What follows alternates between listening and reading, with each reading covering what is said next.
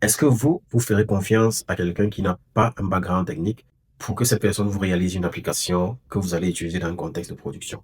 Je doute très fort. C'est un peu comme dire que quelqu'un a appris à faire de la chirurgie sans avoir suivi une formation en médecine et vous allez faire confiance à cette personne-là pour vous opérer. Je n'ai vraiment rien contre ceux qui utilisent les outils d'intelligence artificielle pour créer des sites internet ou bien des applications.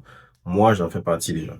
Mais nous avons vécu une expérience particulière. Bon, là, j'avoue un petit disclaimer. J'ai 10 ans d'expérience en technologie, donc ça ne compte pas vraiment dans le sens de dire utiliser l'IA pour créer des logiciels parce que j'ai un regard très technique. Je fais cette vidéo pour apporter une petite remarque parce que nous, durant le lancement de Towers, on a vécu pendant les premières 2 semaines avec un bug qui empêchait la plupart des utilisateurs d'exploiter une fonctionnalité principale de l'application.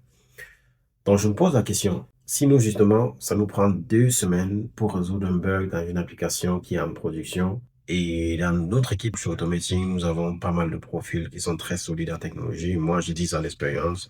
Sans pourtant me jeter des fleurs, j'ai accompli beaucoup de choses dans le domaine du logiciel et je continue d'en apprendre, bien sûr, je continue de réaliser des choses. Et dans mon équipe aussi, j'ai d'autres personnes qui ont cette année d'expérience et qui accomplissent des choses magiques. Nous, ça nous a pris 2 semaines pour résoudre un bug qu'on avait dans l'application parce que on effectue pas mal de redirections dynamiques avec le DNS lorsque vous créez votre compte chez TOS, par exemple. Nous, on vous génère un sous-domaine qui est lié à votre compte que vous pouvez utiliser justement pour présenter vos services, présenter vos liens de vos pages de booking, etc. Bon, oui, c'est vrai, c'est une fonctionnalité avancée, mais on s'est rendu compte que la génération des liens dynamiques ne fonctionnait plus très bien pour la plupart des comptes. Ça nous a pris 2 semaines pour résoudre cela. Mais pas que ce bug-là. Il y a d'autres bugs qui concernaient l'interface graphique, ou même parfois on s'est donné pour mission de voir si l'IA pouvait les corriger. On soumettait le problème à Claude Code. Après 2, 3, 4, 5 itératives, il ne réussissait pas à résoudre certains problèmes complexes sur l'interface graphique. Et ça nous prenait parfois nous-mêmes de les débugger pour les résoudre.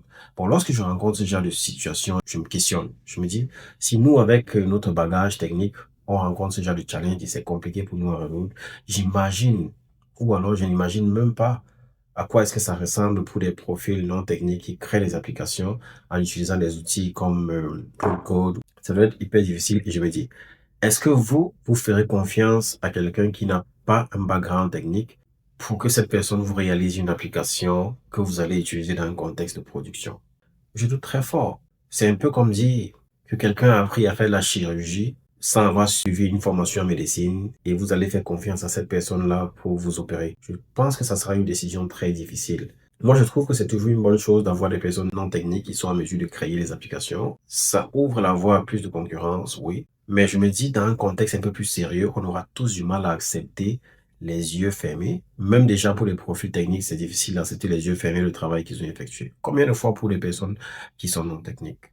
Donc moi, je pense que l'intelligence artificielle accomplit un travail immense, mais ça reste toujours un très gros amplificateur pour les personnes techniques qui réalisent des applications et non pas forcément un tremplin pour que toute personne non technique réalise tout type d'application pour n'importe quel contexte.